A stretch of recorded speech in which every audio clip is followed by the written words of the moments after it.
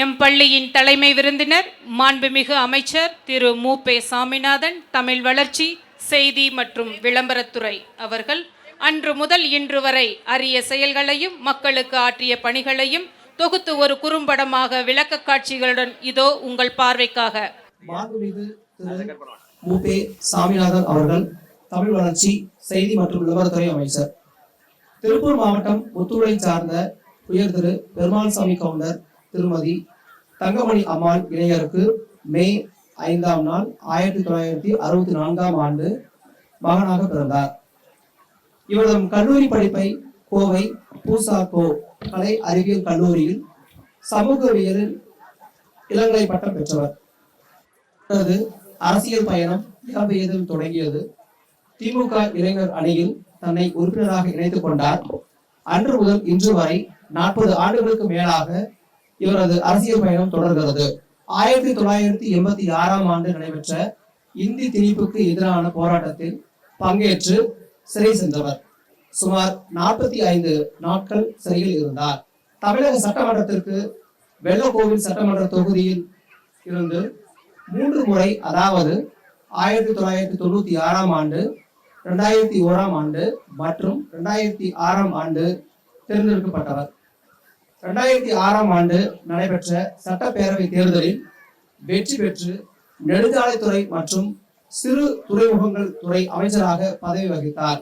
அன்றிலிருந்து இன்று வரை மாண்புமிகு அமைச்சர் மு.பெ. சாமிநாதன் அவர்கள் ஆற்றிய பணிகளின் தொகுப்பு இதோ. கிராமங்களையும் பெருநகரங்களையும் இணைப்பதில் சாதனை படைத்த சாணக்கியர். சுமார் 57,000 கிலோமீட்டர் மாநில சாலைகள் அமைக்கப்பட்டது இவரது ஆட்சி காலத்தில்தான். எனவே இவரை நெடுஞ்சாலை மைந்தன் என போற்றுவது மிகையாகாது. 10 வருடங்களுக்கு மேலாக புதுப்பிக்கப்படாமல் இருந்த சுமார் 20,000 கிலோமீட்டர் வரை சாலைகள் புதுப்பிக்கப்பட்டன. 2008ஆம் ஆண்டு ஐதராபாத்தில் உள்ள நெல்சன் நிறுவனம் நடத்திய ஆய்வில் தமிழகத்தில் உள்ள சாலைகள் சிறந்த கட்டமைப்பு மற்றும் பாதுகாப்பு வசதிகள் நிறைந்ததாக அவர்களது ஆய்வு குறிப்பில் தெரிவிக்கப்பட்டுள்ளது. தமிழகத்தில் 15% இருந்த வாகன விபத்துக்கள் 12% குறைந்து உள்ளதற்கு உலக வங்கியின் ஆய்வுக்குழு இவரை பாராட்டியுள்ளது. 10 வருடங்களுக்கு மேலாக புதுப்பிக்கப்படாமல் இருந்த சுமார் 20,000 கிலோமீட்டர் ஊரக சாலைகள் புதுப்பிக்கப்பட்டன. மேலும் சுமார் 10,000 கிலோமீட்டர் சாலைகள் அகலப்படுத்தப்பட்டு மக்கள் பயன்பாட்டிற்கு கொண்டு வர பாடுபட்டவர் நம் மாண்புமிகு அமைச்சர் அவர்கள். அவிநாசி திருப்பூர் பல்லடம் சாலையை 4 வழி சாலையாக அகலப்படுத்தி தடுப்புகள் அமைக்க நடவடிக்கை எடுத்த எழுச்சி நாயகன் இவரே. இந்தியாவில் எந்த மாநிலமும் செய்திராத வகையில் 104 ரயில்வே மேம்பாலங்கள் கட்டப்பட்டன. இவரது அசைக்க முடியாத சாதனையாகவே இன்றளவும் பேசப்படுகிறது. நாகப்பட்டினம் முதல் தூத்துக்குடி வரை புதிய 4 வழி பசுமை கடற்கரை சாலை திட்டம் தொடங்கப்பட்டதற்கு உலக வங்கி நெடுஞ்சாலைத்துறையை பாராட்டியுள்ளது. இந்த சாலை திட்டத்தின் மூலம் தென் தமிழ்நாட்டின் வளர்ச்சியில் மேலும் ஒரு பரிமாணம் ஏற்படும் என்றால் மிகையாகாது. மரம் மக்களுக்கு வரம் என்பதை அறிந்த நம் அமைச்சர் அனைத்து மாநில நெடுஞ்சாலைகளிலும் சுமார் 5 லட்சம் மரக்கன்றுகள் நடப்பட்டு வெற்றிகரமாக செயல்படுத்தப்பட்டது. இவர் பதவி காலத்தில் 1000க்கும் மேற்பட்ட பெரிய பாலங்கள் மற்றும் 3000க்கும் மேற்பட்ட சிறிய பாலங்கள் கட்டி சாதனை படைத்தார். இவர் மக்களால் 1000 பாலங்கள் கட்டிய அமைச்சர் என அன்போடு போற்றப்படுகிறார். தமிழக மாநில சாலையின் கட்டுமான மற்றும் பராமரிப்பு பணிகள் நெடுஞ்சாலைத்துறையின் கீழ் செயல்படுவதற்காக இந்தியா டுடே நாளிதழ் அறிக்கை வெளியிட்டது. இது உங்களின் தலைமையின் கீழ் செயல்பட்ட நெடுஞ்சாலைத்துறைக்கு கிடைத்த சிறப்பாகும். இளைஞர் அணி இணை செயலாளராக பொறுப்பு வகித்த நமது மாண்புமிகு அமைச்சர் 2017ஆம் ஆண்டு இளைஞர் அணி செயலாளராக நியமிக்கப்பட்டார். இப்பதவியானது 30 ஆண்டுகளுக்கும் மேலாக தற்போதைய தமிழக முதல்வர் மாண்புமிகு திரு மு.க. ஸ்டாலின் அவர்களிடம் இருந்தது என்பது குறிப்பிடத்தக்கது. மண்ணின் மைந்தன் மாண்புமிகு அமைச்சர் திருப்பூர் மாவட்டத்திற்கு ஆற்றிய வளர்ச்சி பணிகள் பின்னல் ஆடை மற்றும் ஆயத்த ஆடை நகரமாக விளங்கும் திருப்பூரை மாவட்டமாக அமைய கோரிக்கை வைத்தார்.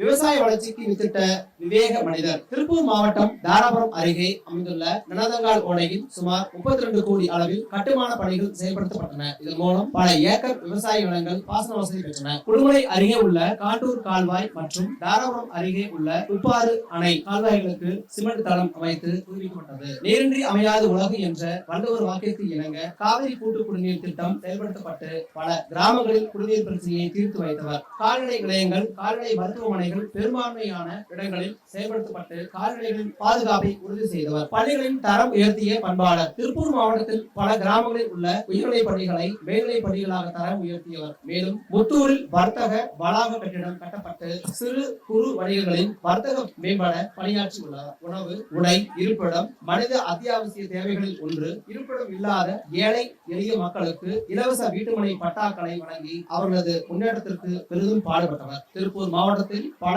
இடங்களில் துணை மின் நிலையங்கள் அமைய அடிக்கல் நாட்டிய அமைச்சர் பெருமகனார் இவரை. 2021ஆம் ஆண்டு நடைபெற்ற 16வது சட்டப்பேரவை தேர்தலில் காங்கேயம் தொகுதியில் வெற்றி பெற்று தமிழ் வளர்ச்சி, செய்தி மற்றும் விளம்பரத்துறை அமைச்சராக பதவி வகித்து வருகிறார். தமிழ் வளர்ச்சி, செய்தி மற்றும் விளம்பரம், திரைப்பட தொழில்நுட்பவியல் மற்றும் திரைப்பட சட்டம், பத்திரிகை அச்சு, காகித கட்டுப்பாடு, எழுதுபொருள் அச்சுத்துறை மற்றும் அரசு அச்சகம் ஆகிய துறைகளில் பல்வேறு நலத்திட்டங்கள் வெற்றிகரமாக செயல்படுத்தப்பட்டு வருகின்றன. தமிழ் அகராதியின் தந்தை என போற்றப்படும் வீரமாமுனிவரின் தமிழ் தொண்டை போற்றும் வகையில் அவரது பிறந்த நாளை தமிழ் அகராதியியல் நாளாக கொண்டாடப்படுகிறது. இதில் பங்கேற்று தமிழ் பேசி என்னும் குறுஞ்செயலியை வெளியிட்டார். வைக்கம் என்றதும் தமிழ்நாட்டின் முதலில் விரியும் உருவமும் பெயரும் பெரியார் உடையதுதான். வைக்கம் போராட்ட நூற்றாண்டு விழாவில் கலந்து கொண்டு அவரின் தொண்டை போற்றினார்.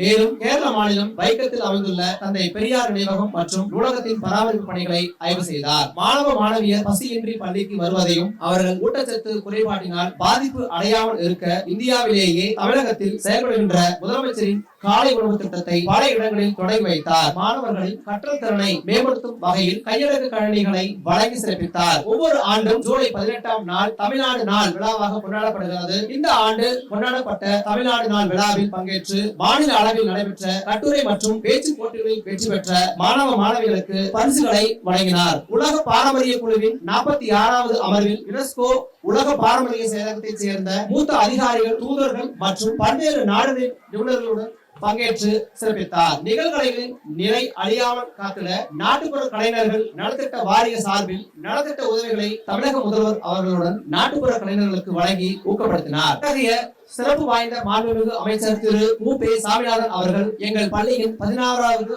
ஆண்டு விழாவை சிறப்பிக்க வந்தமைக்கு KMC குடும்பத்தினர் சார்பில் மனமார்ந்த நன்றிகளை தெரிவித்துக் கொள்கின்றோம். நன்றி, நல்வணக்கம்.